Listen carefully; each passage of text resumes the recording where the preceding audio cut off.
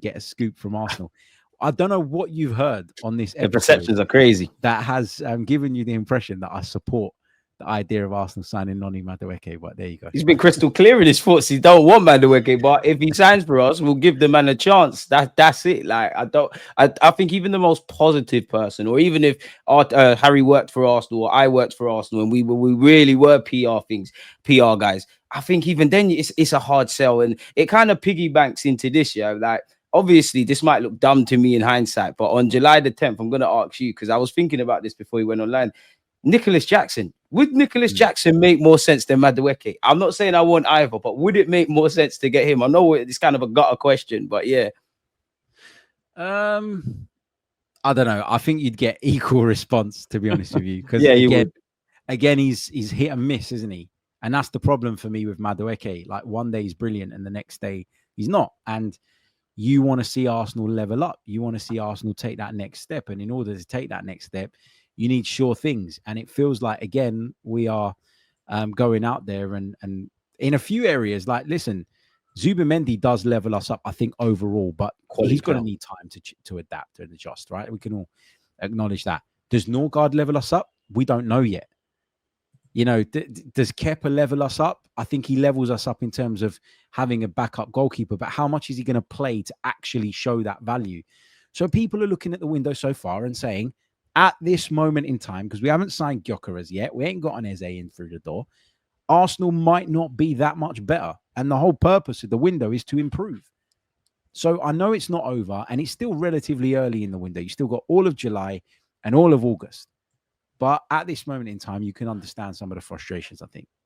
And that's the thing, you can understand some of the frustrations. And as you said, the window isn't closed yet, but assuming like we were to get, I don't know, Madueke through the door, I still think Martinelli's the starter. Now, if Martinelli can find his form again, that's great. But I kind of need to know what I'm getting from these players if we are to cross the line. And I thought a lot of this would have been centered around having a left winger that's simply an upgrade, having a striker. Like, we'll get on to Eze. Eze attracts me for beyond the obvious, and me and you have spoken about him in the last 2 weeks on both platforms. We know he's a quality player, and I know he'll play more than just off the left-hand side. But if I just assumed he was just going to be a left winger for Arsenal Football Club, you're an upgrade on what we have already. You're probably better than Madueke off the right. With Madueke, I can't quite see it. So it piggybanks off to what we said earlier, in that what we do beyond this point, assuming this Madueke thing goes over the line, is what will dictate everything. I think many fans there'll be a level of acceptance, really. How are you at with the Gyokeres thing? In fact, before that, because there's a lot of to-ing and from-ing that we're having talks with in Portugal, now we're not talking and stalling, etc.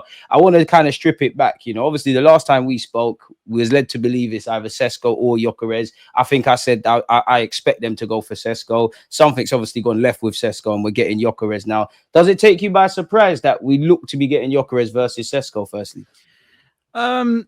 At the beginning, when we first heard that we were in advanced talks, it did take me aback a little bit, because throughout the entire summer so far, I was convinced that Arsenal preferred Benjamin Sesko. I still think that is the case. So was I. I just think that they got to a point where they thought, this is ridiculous now, and they're not going to. And I kind of credit them for that. I never felt there was enough of a gap between the two players for us to be essentially have our pants pulled down by RB Leipzig over Benjamin Sesko. So it surprised me at first, but the more you think about it, the more it makes sense. And I think we will get this done. We were kind of talking about some of the reports that come out of Portugal this morning about maybe Arsenal walking away. It feels like Sporting are just doing their bit to try and squeeze as much juice out of the lemon as possible. And you can't blame them. Everybody keeps talking about how we stand to benefit from the fact that he wants to join Arsenal. Actually, Sporting stand to benefit as well, because they know he's desperate. They know he's not coming back to training. They know that we need a striker. They know that we want him. And so they're saying, well, if you really want him, pay us that extra 4 or 5 million quid and get it done. They are using his desire to come to Arsenal just as much as we are. And I'd expect nothing less. But I do think we will get this over the line. Interestingly, some of those outlets that are now saying that Arsenal are going to walk away, if you go back to 2.5, 3 weeks ago, they were saying it's done, it's all agreed. So it's funny how the tables have turned and everything's changed. So. It is, man. And like you said there, like obviously anything can happen in this life. You know, we've seen it in many a transfer things and whatnot. But when I see 5 million, that tells me we're going to get over the line. Like Gyokeres is doing all he can. I'm sure Arsenal have another target if we don't get Gyokeres, but it feels like enough's enough. Based on what I read, it seems like Mikel Arteta and Arsenal quite simply would want to end this striker pursuit by getting one in, having one in for pre-season. And for Sporting, I'm sure there'll be other clubs, but maybe other clubs have walked away from it because they know he wants to go to Arsenal Football Club. So to mess this up over 5 million would be silly. Rightly so, kind of what you're saying. They should be trying to get as much money as from Arsenal as they can. We're a Premier League club. We've got riches. They need to reinvest. There's probably a sell-on clause with Coventry. And equally, naturally, whoever the Gyokeres replacement is, if you have that guy at your club, you're gonna up the fee because you know Sporting are about to get paid, not just off Gyokeres, but potentially other sales. I know Palace and Man United are linked with a few of their players. Do you think this is a Berta signing or a Mikel Arteta signing? That was something I've been asked. So it's nice to ask someone else if I'm honest with you, because honestly, I don't know. I don't think Berta would do anything that Arteta was opposed to. Let's put it that way. I think they've got to work collaboratively. I think it's good to have different views and different opinions and have those discussions. I don't ever remember Gyokeres being a real kind of firm target before Berta arrived. So I think it's fair to assume or to believe that he's had some influence here. But again, I don't think that Arteta's opposed to it. I think that Berta has brought him to the table as an alternative to Benjamin Sesko. I'd imagine that Berta's had to turn around and say, look, Sesko, it's not doable. Like at that price, we're not doing it. Sorry. And Arteta might not have liked that initially. But again, I don't think Arsenal would be dropping this amount of money on a player that Arteta was opposed to. Doesn't mean he was his first choice, but I don't think he's opposed to it. I think there is some common ground on this one for sure. And people say, like, does that make Berta a yes man? Well, I get why people would say yes that. But it's a really simplistic way of looking at it, because if Berta doesn't give the players to the manager that he wants and needs, then how does that manager succeed? And if the manager succeeds, it makes everybody at the club look fantastic. If the manager doesn't succeed, people will at some point look at the sporting director as well. So it's in their mutual interests to get on, to make things work, and to come to the best possible decisions for the club. So this thing about, like, if you give a manager what he wants, you're a yes man, it's not true, is it? We've seen it's literally a job. Yeah, we've seen so many clubs like fail because there's been no relationship between the sporting director and the manager, or they're on completely different pages. And we had it happen at our club. We had Unai Emery there, while Sven Mislintat was going and signing, along with Raul Sanllehi, all the people that they wanted. And Unai Emery was literally telling us, I don't want this player. I wanted X player. And I want Zaha, I got Pepe. I want Partey. I'm going to get Torreira. Yeah. And I listen, I didn't particularly rate Emery's time at Arsenal. And I thought me and you went through the trenches with that. Yeah, big time. Like, I thought he made mistakes along the way as well. But was he ever really backed enough? No. And hindsight tells us that when you compare it to the backing that Mikel's had.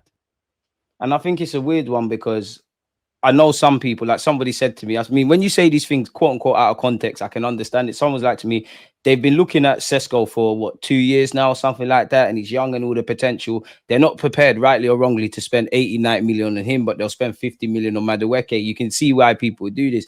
I just want us to be able to pivot. I think everybody can understand how transfers work. Sesko's your guy, or if that's your first choice, great. But equally, you've got 3, 4, 5 other targets that can equally do the job if things go left. This is something we've cried about with Edu, that we've had an inability to pivot. We've pivoted now. In fact, some it wouldn't even be pivoting. Some people wanted Gyokeres full stop. I think the Athletic, when Berta was announced, it felt like the next day they said Berta's a big fan of Gyokeres, and maybe in hindsight these were the things. I just feel it's, in my opinion, easier to negotiate with Sporting. They've come to a conclusion that we need him to go. It's turning quite ugly. Feels like radio silence with Leipzig. I do think Sesko might fit the system better, but equally that makes me want Gyokeres a lot more, purely because he is 27. What you see is what you get. I have no doubt Sesko could go be a great player in 3-4 years, but in that same period, Gyokeres could succeed. And I personally think I'm at the point now with Arteta in that I need him to change a lot tactically, but I want players that don't necessarily fit the script. I think I'd love to know your thoughts. And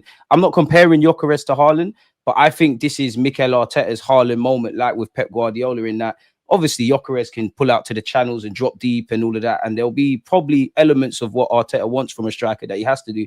But equally, he's not a Kai Havertz. He's not a Gabriel Jesus, etc. So what you see is what you get. So it's like 50% of what I want from the system, 50% of I'm just going to let you be who you're going to be. That's what benefits me. Like, what pros and cons have you got if we do sign Gyokeres? Yeah, I think you hit the nail on the head when you said it's Mikel Arteta's almost Erling Haaland the moment. Nobody's comparing Viktor Gyökeres to Erling Haaland, by the way, before that starts rumbling on. Yeah. That's not what we're saying. What we're saying is it's the moment that maybe signifies a diversion away from a number 9 whose primary role is to facilitate rather than to be the guy. Exactly. And I think that's what you get with Gyokeres. I don't think you get the same level of link-up play. I don't think you're going to get the selfless work that Jesus would do or that Havertz would do when he's in the team. But you're going to get somebody whose priority is to score goals. And I feel like sometimes a Havertz or a Jesus are just as happy to get an assist against their name as they are to score a goal. And maybe that's what we're missing. And so I'm with you. I think that, you know, Guardiola played in a certain way for a long, long time, but at some point he realized that that wasn't the thing anymore, and he took a change of direction. And you have to constantly evolve in this game, particularly at the highest level, because there's new ideas, there's new tactical nuances and tweaks that come into the game on a daily basis, and you've got to be adaptable. And this is a signing that I think shows that if you compare him to Sesko, there's quite a big difference as well in the way that they play the game. Sesko was playing, I think, for a lot of last season as a number 2 striker, along with Openda. I think they were playing together.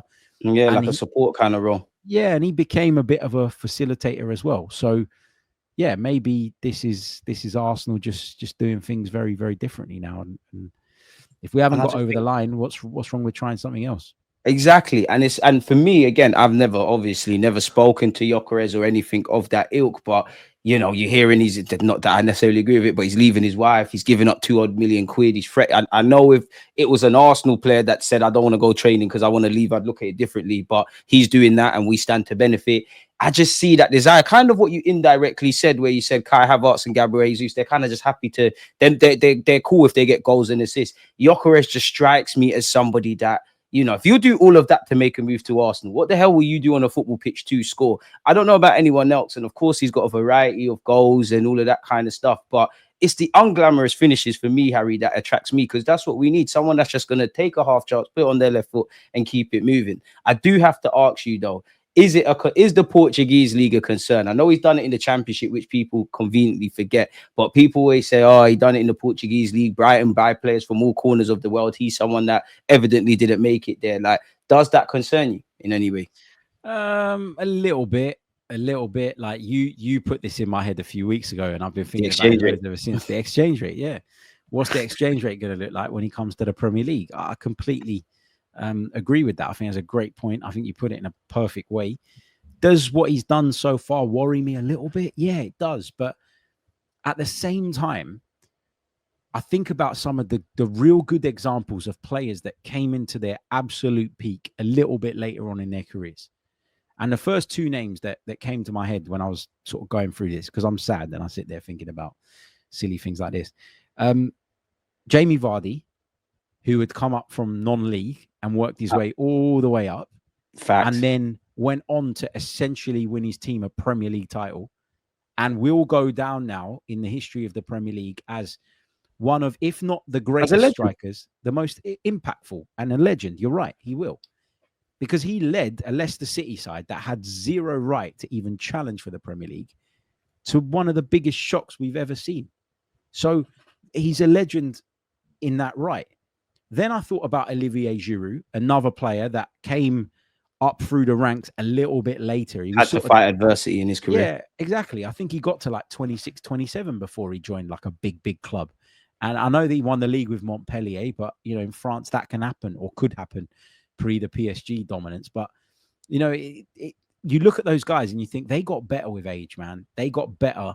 Even Kane as well. Even Kane as well. They got better at a slightly later point in their careers. And sometimes having that difficult journey, it hardens you for what's to come. It toughens you up, and it means that you're so desperate when you get to the top of the pyramid that you want to stay there. And that it's a different type of progression. It's a different type of desire. And I think that when I listen to Viktor Gyökeres talk, and there's a clip going around, I don't know if you've seen it, with Mark Robbins, who was his former manager at Coventry. Yeah. I think Clive right? Palmer and the lads over there kind of put it on TikTok. That's it. That's the one. It makes you think that, oh, this guy's serious, man. And this guy don't want to waste any time. That's why he doesn't want to stay at Sporting another year. He wants to come. He wants to make it happen. And I think the biggest thing, Harry, based on what you're alluding to and what I feel with Gyokeres is, above all, I know tactics, all of that stuff plays a part. And what I'm about to say doesn't guarantee he'll be a success, but mentality. He's, you know, as much as I think Kai Havertz has done okay, and Trossard and Martinelli and all of them, Saka's the only one I consistently look at that will miss an opportunity. Like when he missed the pen against Madrid, he keeps that kind of steadiness. He's like, okay, another chance is going to happen. I think we've got temperamental players in that when we're scoring goals for fun, they're really confident. When they're on droughts, they feel a bit sorry for themselves. I kind of need someone that knows when I'm scoring great goals, I don't really think I'm that great. When I've not scored for 2-3 games, I don't think my head's going to drop. He's just got that mentality. And like what you're saying with Giroud and all the examples you said there, he's had some good moments, he's had some bad moments. He's, you know, he's had all of that adversity, and going